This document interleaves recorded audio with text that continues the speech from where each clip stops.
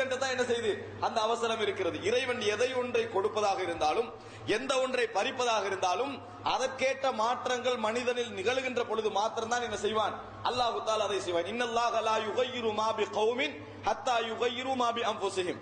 ஒரு சமுதாயத்தை அல்லாஹ் தஆலா மாற்ற மாட்டான் என்று சொல்கிறார்கள். அப்படி இல்லை, ஒரு சமுதாயத்திற்கு அல்லாஹ் தஆலா கொடுத்த ஒரு அருளை அல்லாஹ் ரப்புல் ஆலமீன் மாற்ற மாட்டான்.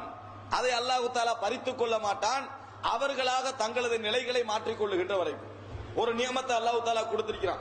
ஒழுக்கம் என்கின்ற நியமத்தை கொடுத்திருக்கிறான், தைரியம் என்கின்ற நியமத்தை கொடுத்திருக்கிறான், ஆட்சி என்கின்ற நியமத்தை கொடுத்திருக்கிறான், கௌரவம் என்கின்ற நியமத்தை கொடுத்திருக்கிறான், அறிவு என்கின்ற நியமத்தை கொடுத்திருக்கிறான் என்று வையுங்கள். அல்லாஹ் ரப்புல் ஆலமீன் அதை உடனே பறிக்க மாட்டான்.